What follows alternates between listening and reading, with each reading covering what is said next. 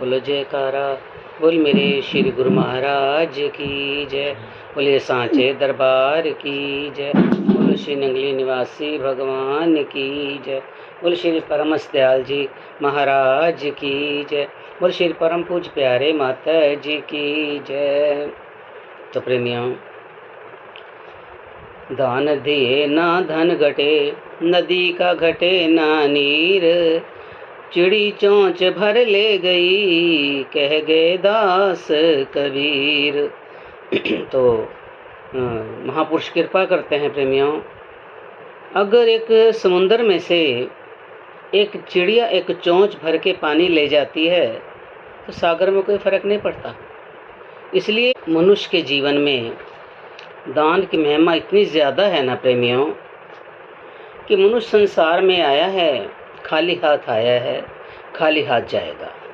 ऐसा क्यों कहा है? वैसे महापुरुष कृपा करते हैं, खाली हाथ आता तो है, लेकिन खाली हाथ जाता कोई कोई है, हर इंसान नहीं जा सकता। क्योंकि जो शुभ कमाई करके गया है वो खाली हाथ नहीं जाता। वो कुछ न कुछ यहाँ की जो है कमाई, अच्छी कमाई, मालिक के नाम की कमाई, दान की कमाई जो है अपने साथ लेके जाता है। इसलिए खाली वो जाता है जिसने संसार में आकर के कुछ ना किया। मालिक ने हमारे को बहुत कुछ दिया है, बड़ा कुछ दिया है, सब कुछ उन्होंने दिया है। हम कोई साथ लेके नहीं आए थे या साथ लेके नहीं जाएंगे, खाली हाथ आए थे। लेकिन यहाँ जो कुछ हमें मिला उस दाते की दात है, ये उस मालिक की सौगात है, हमारे को बरतने के लिए दिए है।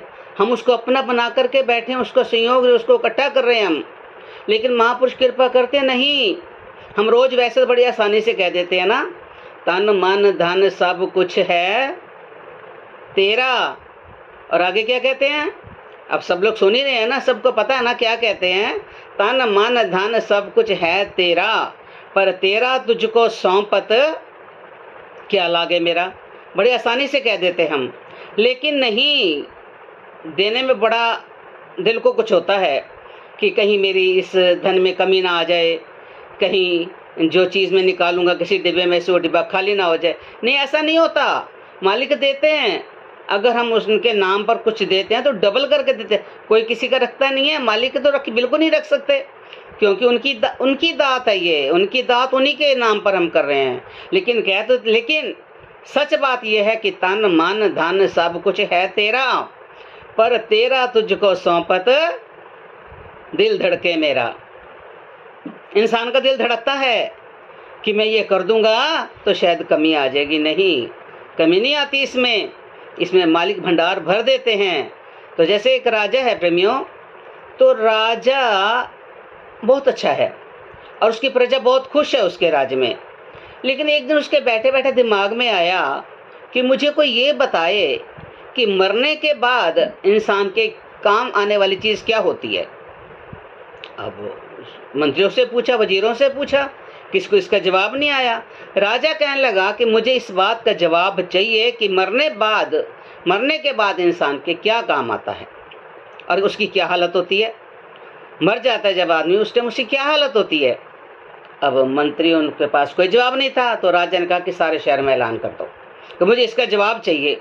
और जवाब ये चाहिए कि कोई एक व्यक्ति मर जाए, मरने का नाटक करे, और मरने का नाटक करने के बाद मुझे वहाँ का हाल बताए कि वहाँ क्या चीज़ काम आती है।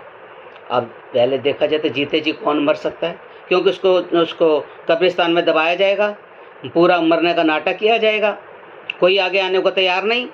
जब पूरा ऐलान हो गया पूरे शहर में, एक कंजूस व्यक्ति था, बहुत कंजूस व्यक्ति, जो कभी ना अच्छी तरह खाता पीता ना सोता ढंग से, कभी उसने कोई शुभ काम नहीं करा, ना खुद अच्छे से खाता ना किसी को खिलाता था। उसने जब ये सुना तो उसने सोचा कि राजा ने ऐलान करा है कि जो मुझे वहाँ से मरने के बाद वहाँ का हाल बताएगा और ये बताएगा कि फिर आगे मरने के पर हमारे को किस चीज़ की ज़रूरत पड़ती है, तो मुझे सारा हाल जो बता देगा मैं उसको 5 सोने की मोहर दूंगा। कंजूस तो था ही वो। मोहरों का नाम सुन करके एकदम से आकर कहता है कि मैं ये नाटक मैं कर सकता हूँ, ऐसा मैं मरूंगा और सारा मैं करूंगा इस बात के लिए। राजा कहता ठीक है। जैसे कैसे करके उसको ला करके अच्छी फूलों की अर्थी सजाई, उसके ऊपर उसको लिटा दिया प्रेमियों। तो जब लेटा अच्छे से सुंदर से सजा करके और उसके ऊपर वो सफ़ेद कफन भी डाल दिया और उसको रस्सियों से बांध बूंद के जैसे ले चले कब्रिस्तान की तरफ। जैसे चले थे तो एक संत उनके पीछे लगे, एक फ़कीर लग रहा, कहने लगे तू है तो बहुत कंजूस वैसे, पर जितना धन तूने इकट्ठा करा है सारा घर पे छोड़ के जा रहा है। वो तो घर में कैद है, साथ तो कुछ नहीं लेके जा रहा, लेकिन अब भी मैं तेरे को कह रहा हूँ कुछ तो मुझे दे जा, कुछ तो कह जा कि मेरे मरने के बाद इनको कुछ दे देना, कुछ तो कह दे। लेकिन कहाँ, वो तो कंजूस था, किसको दे सकता था। करते करते संत ने उसका पीछा नहीं छोड़ा। कहते ना, संत जिसके पीछे लग जाते हैं उसका कल्याण करके छोड़ते हैं, अगर दुनिया वाले पीछे लग जाए तो उसको डुबो छोड़। अब चलते चलते कब्रिस्तान तक संत उसके पीछे लगे ही रहे, फकीर लगे रहे, अब कुछ दे जा, अब कुछ कह जा। लेकिन वो सुन सुन के बेचारा बड़ा परेशान हो गया। आखिरकार वो सुनता सुनता कब्रिस्तान तक पहुंच गया। जब पहुंचा, जब उसकी अर्थी को रखा तो फिर संत ने कहा, उधर तो कब्र खोदी जा रही थी, संत ने कहा अब तो कुछ कह दे, अब तो कुछ भगवान के नाम कर दे। और इतना सुन सुन के परेशान हुआ, उसने पता क्या करा, पास में वहीं पर ना एक बादाम के छिलकों का ढेर पड़ा था, उसने मुट्ठी भर के वो छिलके जो है उस संत को दे दिए। संत ने ले लिए। अब क्या होता है, उसको कब्र में दबा देते हैं। जब सारे को अच्छी तरह से ढक देते हैं, छोटा सा एक छेद रख देते हैं सिर की तरफ, क्योंकि इसको थोड़ा बहुत एक ड्रामा था तो इसको थोड़ा सा सांस आता रहे। अब उसको सब दबा दबू के दफना करके सब अपने घर आ गए। रात हुई, आधी रात के समय एक सांप आ गया। सांप ने उस छेद को बिल समझा, जैसे उस बिल में घुसने की कोशिश करी ना सांप ने, तो क्या हुआ प्रेमी, वही जो बादाम के छिलके उसने संत को दिए थे, वही बादाम के छिलके उस छेद के आगे आड़ दे करके खड़े हो गए। उसका रास्ता बंद कर दिया, सांप को अंदर छेद में आने नहीं दिया, वो बादाम के छिलके आगे खड़े हो गए। अब प्रेमियों बच गए जैसे कैसे करके। वो समझ तो रहा था, अंदर से तो जिंदा ही था, सब देख तो रहा था।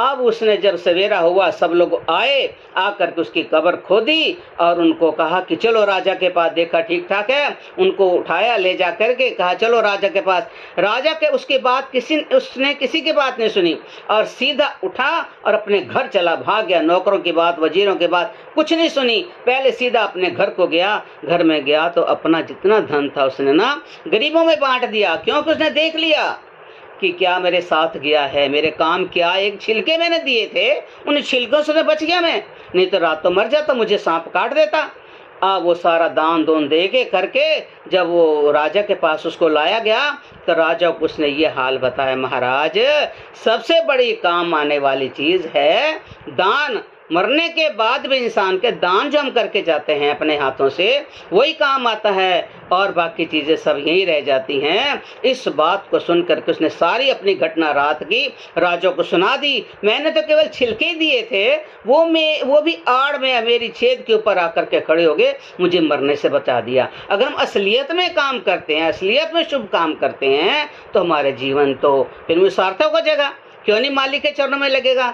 इसलिए कहते हैं कि दान की महिमा इतनी है, तो महापुरुष बार बार कहते हैं जो मालिक ने हमारे को दिया हम ज्यादा भी नहीं कर सकते, अपनी कमाई में से 10वां हिस्सा मालिक के चरणों में लगाना चाहिए, ताकि आगे जा कर के हमारे को परलोक में केवल हमारे यही शुभ काम और अपने हाथों से किया हुआ दान है वही हमारे साथ जाएगा। इसलिए कुछ ना कुछ अपनी कमाई में से मालिक के चरणों में लगाना हमारा धर्म है, क्योंकि मालिक की देन है, मालिक ने दिया है, हम कहाँ से लाए थे, हम नहीं लाए थे, मालिक ने दिया है और मालिक की चीज़ है, उसको अपना बना कर बैठे हम, ये हमारी गलती है। उसकी चीज़ उसी के अर्पण करके, इसलिए कहते तन मन धन सब कुछ है तेरा, तेरा तुझको सौंपत क्या लागे मेरा।